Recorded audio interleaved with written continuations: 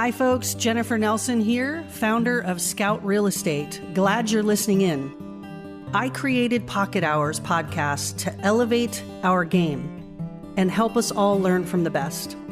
I have interviewed some of the top producers in our industry about best practices, among many other things.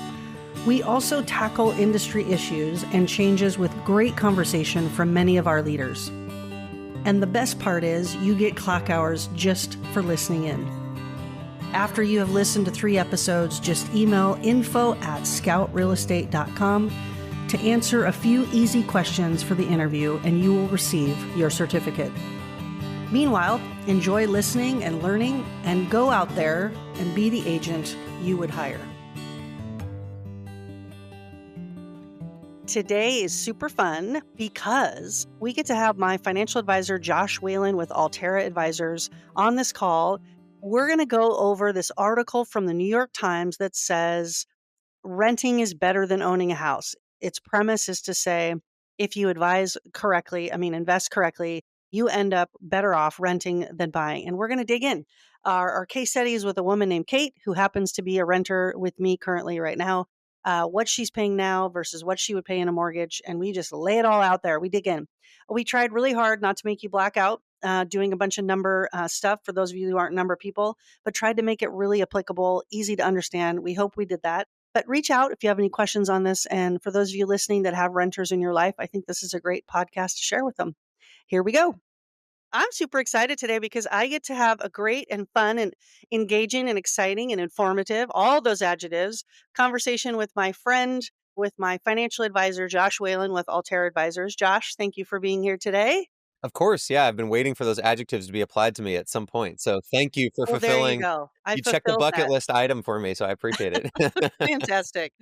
The reason I asked Josh to be back on the show, thankfully he agreed to come back even yet again after he's been on it once, at least once, maybe twice, is because I had a situation come up where I had a renter who is renting one of my houses, and she said to me, I was interested in buying, but I read this New York Times article that said renting is better than buying a home. And of course, my real estate ears perked up. And I said, ooh, I want to dig into this. I want to sort of unpack this. And who better to do that with than my financial advisor and my numbers guy? And so, first of all, I want to reference for you, this article was from May 19th, 2024. If you have any interest, listeners, in looking that up, New York Times, May 19th, 2024. And the title is Renting Forever and Trying to Create a Strong Financial Future. Renting Forever and Trying to Create a Strong Financial Future.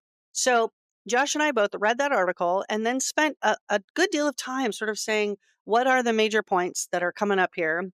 Why are there some that choose to rent? And is that truly in their best financial future? Josh, is there anything else to kind of preface this you want to add? No, I mean, no, and then, no, here's my ads.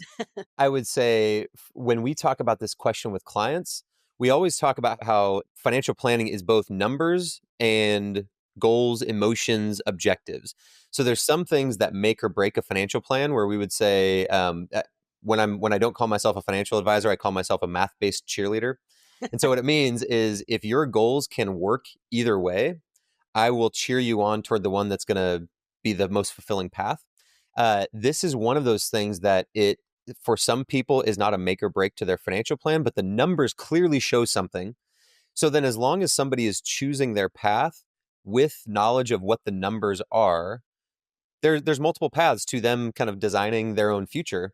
What I wouldn't want somebody to do is read that headline and go, yikes, everything I thought about owning a home is wrong. Why have I pursued this path? Why have so many people said this is something I should do? So yes, when you reached out about this, I thought this is a conversation we have a lot and could help to have some first principles to kind of start to build the thought filter.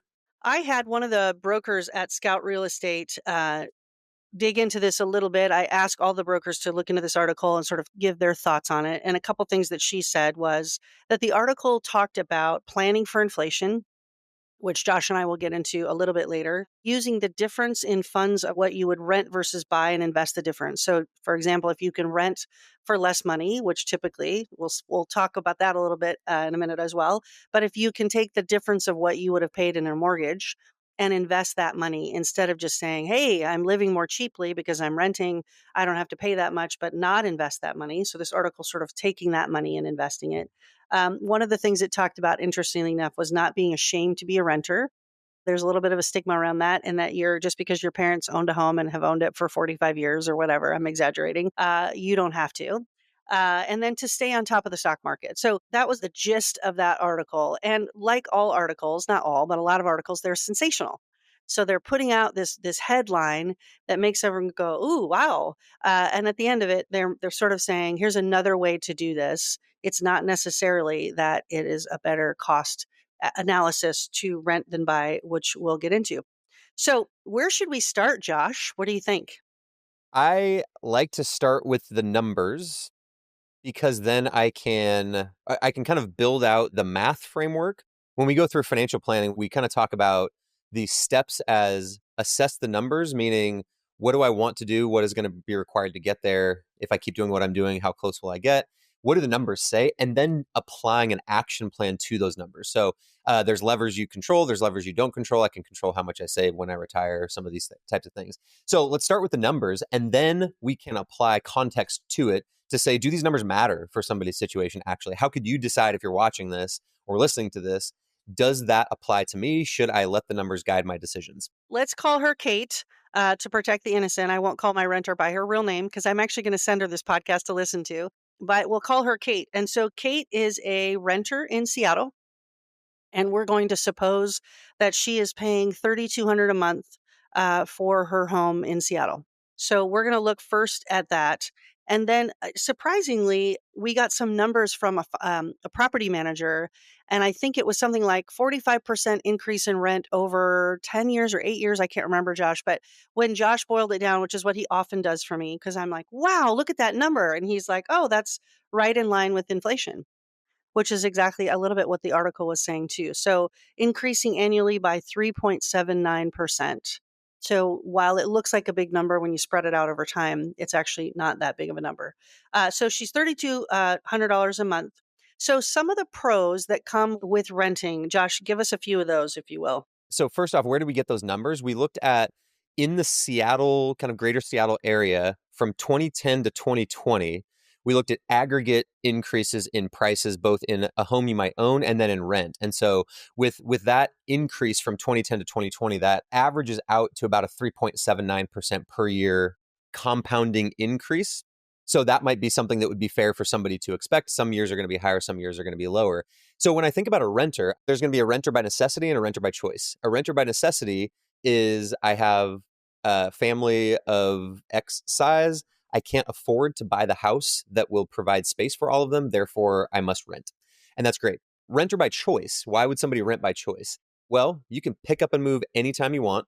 You don't have nearly the upfront cost to get in. Nobody's asking for a 20% of the entire property's down payment.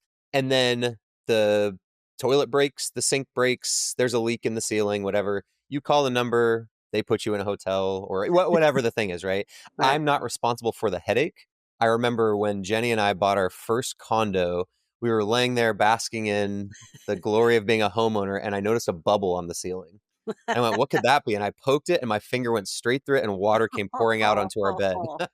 Wow. Welcome. 22-year-old Josh and Jenny just had a panic attack and went, can we go back to renting for a second? So, No kidding. Let's go back. Let's go back there for sure. so in any case, pros, it has mostly to do with flexibility. I Yep. don't have to pay the thing. I don't have to call the person. I don't have to stay if I don't want to.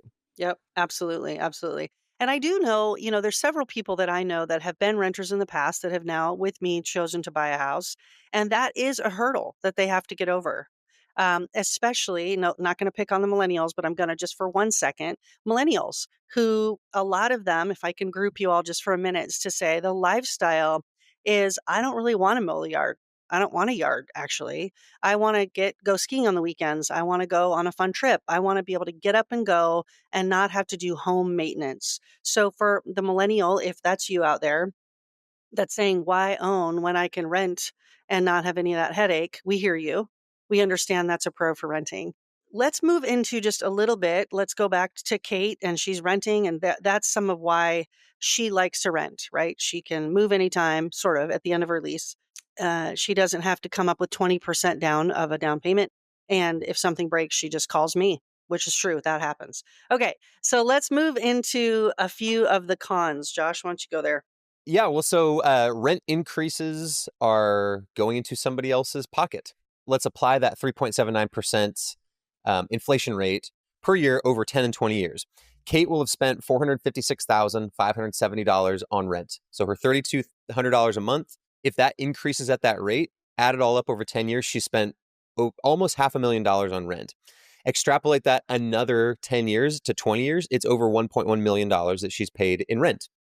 And the exchange for that has been flexibility, assuming she's a renter by choice. That's a pretty steep price. That's a steep cost of flexibility. So somebody just thinking about the benefits today of not being tied down, and you see this, I mean, this is people wait longer to have families and they're bouncing around to jobs all the time. And so it makes sense that kind of the cultural air is one of delaying commitment, if you want to think about it like that. Buying a house is something like getting married to a house, right? Yeah. So it is a long-term decision to make it pay off.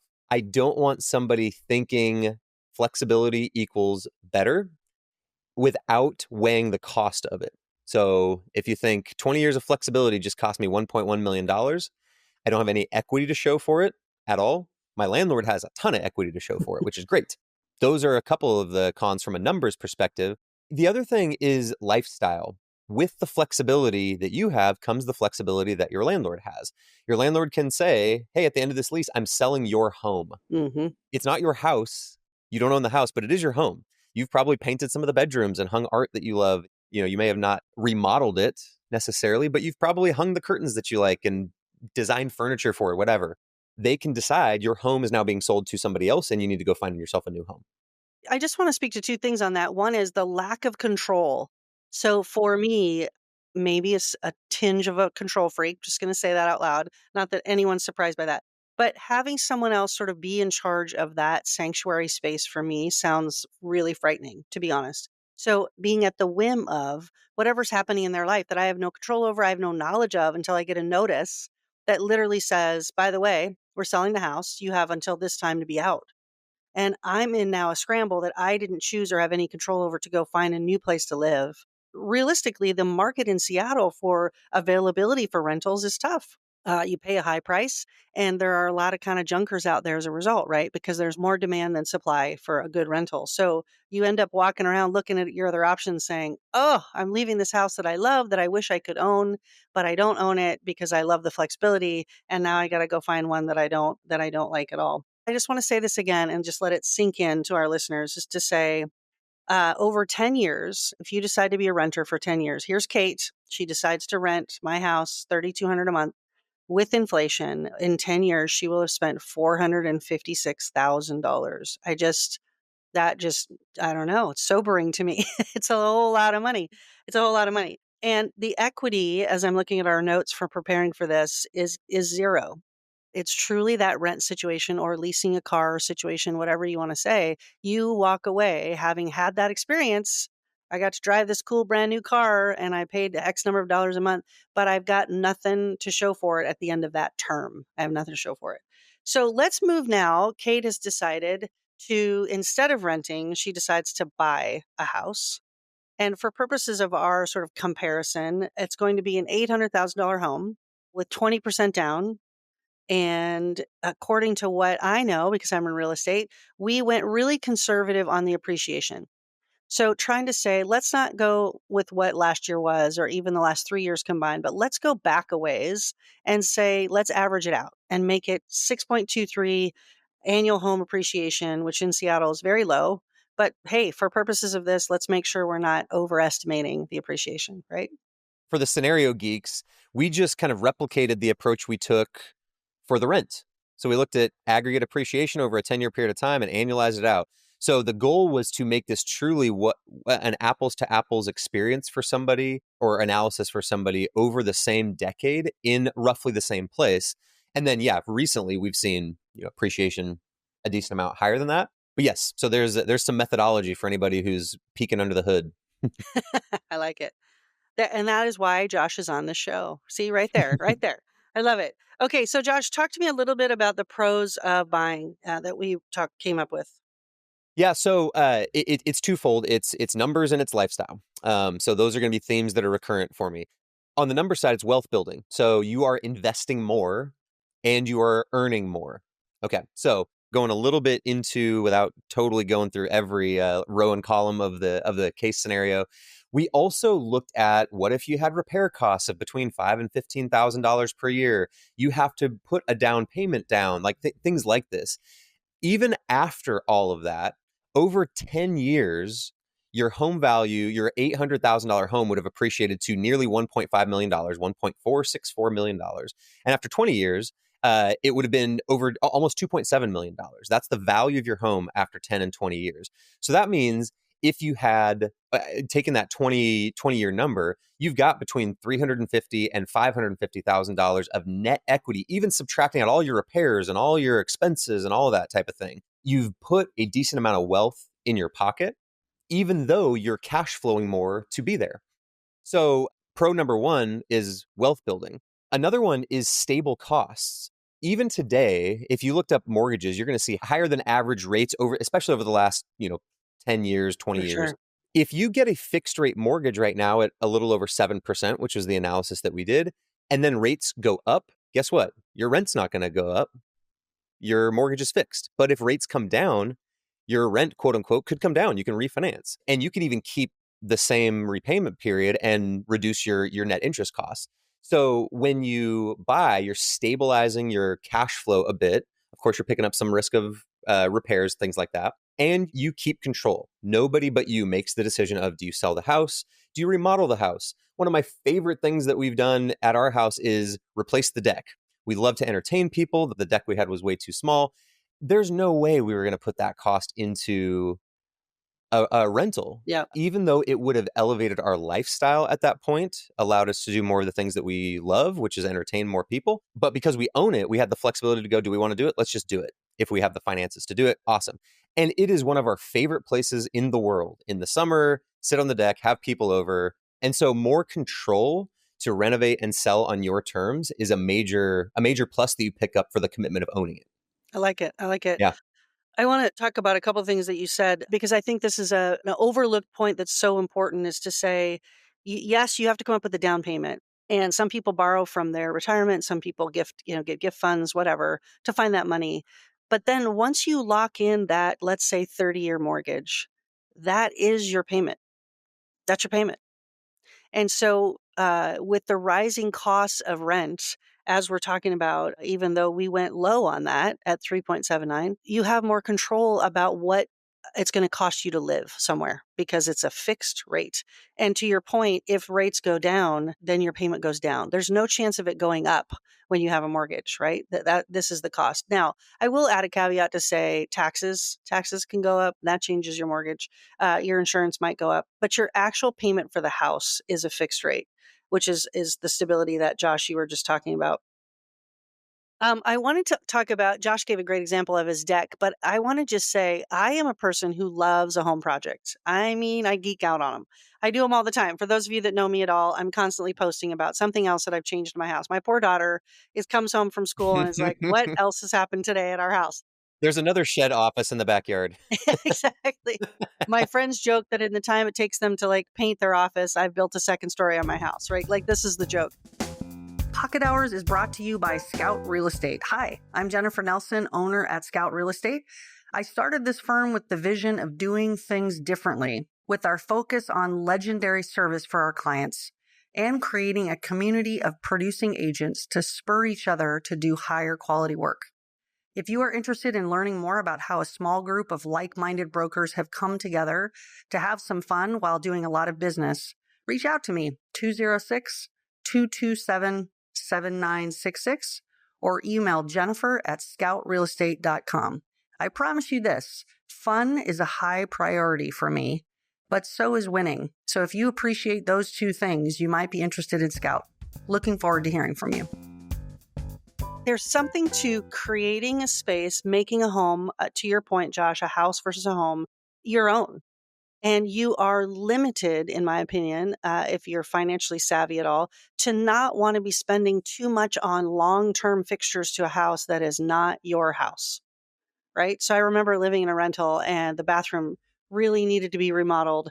And I was just dying to do it. But I thought, why in the world would I spend money making this bathroom better when I'm not going to live here in probably 9 months, right? Someone else is going to take advantage of that what I do. So more control over what you can do. Really, really smart. Okay, so let's talk about the cons. The cons of owning. Upfront costs. It is not easy to get into an $800,000 house is not expensive in Seattle. If you travel way out from kind of the core area, that might be on the nicer end. But in Seattle, you're gonna have a hard time getting in around that price, and that's $160,000 down payment. That's not nothing. That's a lot, especially if you're the first time home buyer. That's a difficult hurdle to get over. Or if your first place was very small and had limited appreciation and you're not going to get a bunch of equity if you sold it. This was our scenario. When we sold our condo, we bought it like right before the market crashed and then we sold it. We made a little bit, but it definitely wasn't a down payment on the new place. So we scrambled the jet, so to speak, and compiled money from different locations and we're able to get in, but it was difficult. So getting in is more difficult than just first and last month's rent. Maintenance expenses are another con, although it varies so widely depending on when it was remodeled or whatever the thing is. And then less flexibility. We can't just up and leave and move to another place. We have to sell our place and we have to get it ready, which comes with costs and things like this. So it's like any long-term commitment. I'm anchoring myself, I'm planting roots. And it takes much more time to uproot a tree that you've planted in the yard than one you've just stuck in a pot, if that makes Hmm. sense. Yeah, that's a great analogy. That's something that I would think about. For sure. We joke a little bit to say that in Seattle for a while, you could date a house because of how fast the market was growing and at the rate of appreciation. You could date a house because in 2 years you could break up and move on and not have to marry it. But that's less so. And to your point, the cost of getting a home ready for market, we say in real estate that it's a minimum of $10,000 to get a home ready for market. And people freak out about that at first. And so till we start to sort of unpack that number. And that's to say, as nice as your house is, whoever you are listening, the yard needs to be cleaned up, right? It needs to be professionally cleaned. Oh, we need to wash the windows. We need to stage it. We likely need to put a lot of your stuff in a pod, et cetera, et cetera. That thing that you've been wishing, that leaky toilet, that whatever that you've lived with and sort of forgotten is even a problem, it, now needs to get repaired to get it market ready. So minimum of 10 grand to get it ready for market. But your ability to then make that cost up in selling, especially in the Seattle market, has been true for a long time. It hasn't been the case that people spend a bunch of money to get their home ready for market and typically lose money on that. It's just part of owning a home. So when we look at the total, Josh, the total spent on mortgage payments, and we think about, well, hey, you haven't thought about what if the roof needs to be repaired? Yeah, we thought about that. We tried to add that in. Any sort of, oh, the hot water heater broke. Like, what's the average of what someone's going to spend in owning a home? Talk to us about the numbers after 10 years. Okay, so total spent on mortgage payments after 10 years is 610,000, just over that. After 20 years, it's a little over 1.2 million. You'll also notice that when we went to the rent, it was 450 after 10 years and then a little over 1.1 million. That's because that rent payment's going up. You'll notice that the 20-year number is just twice the 10-year number. Why? Because it's fixed. So total spent on repairs, if you had 5K a year for 10 years, it's $50,000. We're now getting into easier math. For 20 years, that'd be $100,000. If you were on the very high end, we said 5 to 15K a year. I don't know anybody who's averaged 15K a year in repairs on their home, but principally you'd want to be prepared for those years where you have the pipe in the middle of the yard break and you have the whatever something else go out. That's going to tend to average out. But so that'd be 50 to 100,000 on the low end after 10 and 20 years, 150 to 300 on the high end. There's your totals on kind of outflow when it comes to mortgage payments and when it comes to potential for repairs, although of course that's a huge wild card. So what I find interesting is you're spending on rent 456,000 in 10 years. You're spending on mortgage $610,000 per year. So some would say, gosh, if we just looked at those numbers alone, it's cheaper for me to rent. Like you can see right there, there's the numbers. So where does it switch? Where does it start to make more sense financially? Where does it make a difference? So just in the numbers, if you looked at after in this specific analysis, it's like 30 years where all in, you're out ahead when you go to the high end of repair costs and all of this, where your total wealth is going to exceed if you owned your home. So by 10 years, the number said your net equity could be something like 150,000 if you had lower repair costs. $153,000 in net equity in your pocket after 10 years, as compared to $456,000 of rent you would have paid, and you have no equity in your pocket. And then after 20 years, it's 550, a little over 550,000 in net equity in your pocket versus 1.1 million you've paid in rent without any equity. So there's a little bit of the, as we would think about a break even analysis. Yeah. We say sometimes when we're talking about buying a home that you could pay someone else's mortgage or you could pay yourself. And it's that sort of fixed savings account, if you will, to say, yeah, I'm paying a mortgage because I need to live somewhere. Everybody has to live somewhere. And so you're going to pay to live. Would you rather pay someone else to live, which is absolutely a choice, as we just outlined, and there's some pros to that? Or would you rather put that money into an account that's going against a mortgage? That, to what you just said, Josh, is a point to say after 10 years, there's $153,000 of equity that you would have should you be selling it. Am I saying that right? That's net of including your repair costs. So when you actually look at your, you go on Redfin and look at your home value, and then you look at your original purchase price, it's going to be far more than that. We looked at the numbers. Your $800,000 house goes to 1.4 million, and so that's $600,000 of equity. Then you'll have the gap between what you've paid down in the mortgage. So the numbers are going to look much better than that, but it's costs that can easily get lost. So we talk about this all the time with our real estate investor clients, where we want to give them an accurate picture of including all expenses, same way we do when we evaluate in stock market based investments. Net, what was in your pocket after you made your investment, you paid all the expenses, and came out at the end. So that 150 number is after those assumptions for repair costs and the whole nine yards there. Your statements are going to look way better than that. But you're going to forget, oh, yeah, all throughout those years, I was writing checks to plumbers and to electricians and that remodel we did and whatever. Right. Got it. One other piece that we haven't talked about yet is the ability to take out what's called a HELOC. And for those of you that don't know what that stands for, it's a home equity line of credit. A lot of people, I don't even think, know that they have the opportunity to do that. And I heard an investor speak one time that said everyone should have a HELOC on their property that owns a property. Everyone should have one. Whether they use it or not is a different story, because you don't start paying interest on a HELOC until you use it. But to sort of have that equity in your home at your disposal for when and if you do need it is something that you can't have when you rent a house because you don't own it. So, for example, I took out a $250,000 HELOC against my primary residence, second mortgage, and I went and built a tiny home on another rental in the back. And that tiny home rents for $2,200 a month, which more than covers that HELOC payment and will eventually pay that off. I wouldn't have the ability to do that had I not owned a home. I know people that have taken that HELOC and done a remodel. I know that people have taken that HELOC and bought another house. I mean, all kinds of things that use that equity. So one of the rationales behind, if I own a house, that money's sort of frozen and tied up in that house. And I think one of the counter arguments is not all of it. We do have the opportunity to take out a HELOC. Anything you'd add to that, Josh? No, I think that's exactly right. Yeah, there's ways to access the funds. It's not entirely locked up. You just have to not do it in a vacuum and not look at the trade-offs for it. In the same way, like people think, oh, if I put money into a retirement account, it's locked up forever. Well, no, it's not. You could get it back. You're just going to pay taxes and maybe a little bit of an extra penalty. So nobody's going to say, I'm sorry, you do not have access to any of this anymore. It's just going to sting Yeah. if you do get access to it.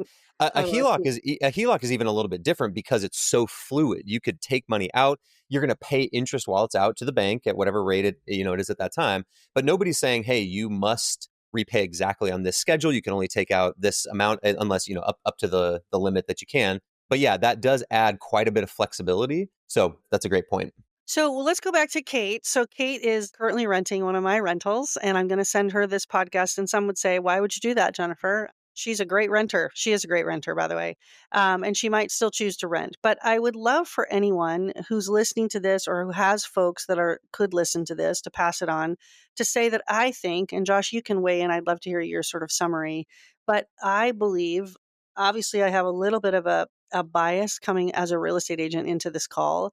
But I truly believe when we look at this number and sort of dig down, that if you are able, if you can come up with that down payment and get into specifically the Seattle market, you are in a better financial position than you would be had you rented for 10 years. So sort of saying, if you can, take advantage of getting in the market. Some people will say to me, clients will say to me, well, we just need to wait more to, save more money. But while they're saving that $10,000 over the next year, our home appreciation prices have outweighed and outpaced their ability to save money. Anyway, that's a different story. But let's go back to Kate. So Josh, what would you say in summary about it? So what I promised at the start was do numbers and then pull it back to lifestyle planning kind of perspective. We wrote an article on our blog, Jennifer, that you actually you helped weigh in on, similar to kind of how we did a case study for this. You provided some helpful kind of guidance and comparison. So we wrote an article on our blog called "Is Your Home an Investment?" What it does is it kind of traces the conversation that I like to have with people about considering their primary home in their financial plan. So the answer is yes, it's an investment. By definition, it's something you're putting money in that is expected to grow, and if you sold it, would pay off. So it's an investment by definition, and the numbers would show that your balance sheet is likely to grow, all this type of thing. You'll come out ahead if you were as compared with renting. The other thing is that if the comparison that the article makes is a mathematically accurate one, but it's practically barely ever realized. So why do I say that? The argument is if you calculated exactly what you would pay in repair costs, higher mortgage, all this type of thing for owning a home, but rented at, the lowest price you possibly could and invested every dollar systematically, then off you go.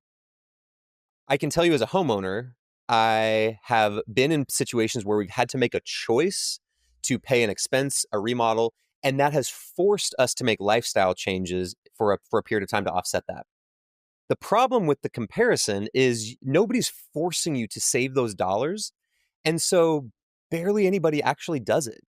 Again, that's not to say they can't. You could set up an automated game plan. I love automating your savings. Calculate what you need, figure out what your endpoint is, automate as much of it as you possibly can. I love that. Okay, so the numbers would show Kate that owning a home is an investment. What I would want for her financial plan, for her building her own financial independence, is that your plan will survive without relying on the equity of your home. So what I would usually tell people, practically speaking, math-wise, home's definitely an investment. I mean, show me every rolling 10-year period of time that's been true. But is it an investment you get to spend to support you later on? The answer to that is usually no. If you stay in the same place and pay it off, you'll still have the burden of taxes and some things like this, right? So you'll still be paying some expense. Conversely, you'd be paying rent. So you're at a saving point there. But lots of people downsize. Okay. So you have financially upwardly mobile people that are making smart moves and doing this and that and the other thing. They build their house or they have a house that's big enough for their family. Then their family, they go into empty nest phase of life. They've got 4 or 5 bedrooms and 2 people. And so they're not rotating, which bedroom they sleep in all the time. So they're going, this feels like a big house. We do have quite a few clients who downsize. They'll sell that house and downsize. Very few people down value. Nobody goes, I'm going to buy the house in the same neighborhood, just the 2 bedrooms, 1,000 square foot version when I have the 3,500 square foot 5 bedroom version right now. Very few people do that. They go, if I'm selling this place that I raised my kids in and I love to death, I'm buying exactly what I want. I'm buying that dream house on the water, all that type of thing. What I want for people is to think of their home as an investment that will pay off for their kids or for somebody else.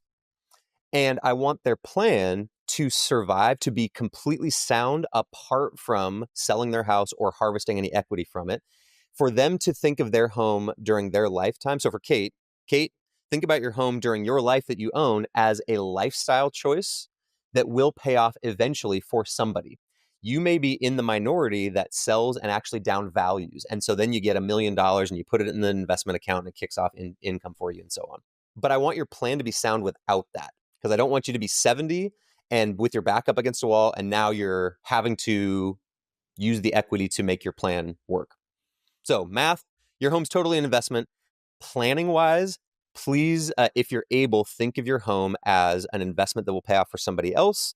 And it's a lifestyle choice for me. Thank you, Josh. One of the things that we started to talk about with Kate and this 10-year sort of comparison is to say the bottom line, as Josh he did a great job of outlining this. Thank you for all your work on this, first of all. Renting is ideal, he said, for those who value flexibility, lower upfront costs, and no maintenance worries. But it offers no financial return. So I'm just going to say that again. Renting is ideal for those who value flexibility, lower upfront costs, and no maintenance worries. But there is no financial return. Buying is a strong wealth built tool for those who plan to stay in a home with the potential for hundreds of thousands in equity growth. If home prices continue appreciating, ownership significantly outpaces renting over the long term. And that was sort of the bottom line of looking at this Kate versus renting for 10 years versus owning a house for 10 years in Seattle. I will say that to Josh's really astute point is this article sort of says, oh my gosh, you could take the difference of what you're paying in rent versus what you would be paying in a mortgage and invest that. And what we know from human nature is that there's less than 1%, I'm just making that number up, of people who will actually do that and stick with it. Because as our life changes and as different things, oh, we had a second kid, oh, we want our kid to go to a private school, you name it, taking on a new hobby. I don't really have to save this money anymore. I can move this around. There's nothing that's sort of making that investment happen. However, owning a mortgage is making that investment happen. It's a fixed rate that you're responsible to pay for something that is growing in equity. To your point, we can't necessarily always take advantage of that, nor should we look at it as one of these investments that we're hoping that, oh, when we retire, we can cash out on. But it is, over the long term, certainly something that's building wealth. Any other last comments, Josh? Nope. Nope. I think you put the bow on it. All right, I put the bow on it. Well, thank you, Josh. It was fun to prepare for this with you. And as always, I call Josh all the time. For those of you looking for a financial advisor, Altera is really, really awesome team. Great people, know their stuff, take good care of their clients, like me, who started off with really not much of anything and very little. How do I do this? I've never done this before. And look where I am now. Super, super grateful for all your counsel. And thank World you for renowned being. podcast host. That's right. That's right.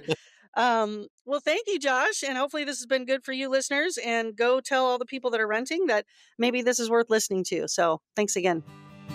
Thank you so much for listening into Pocket Hours. I hope this has been interesting, fun, made you laugh, made you think, spurred you on to do and implement some new things in your business. I appreciate your time and hope this has been a good use of it, period.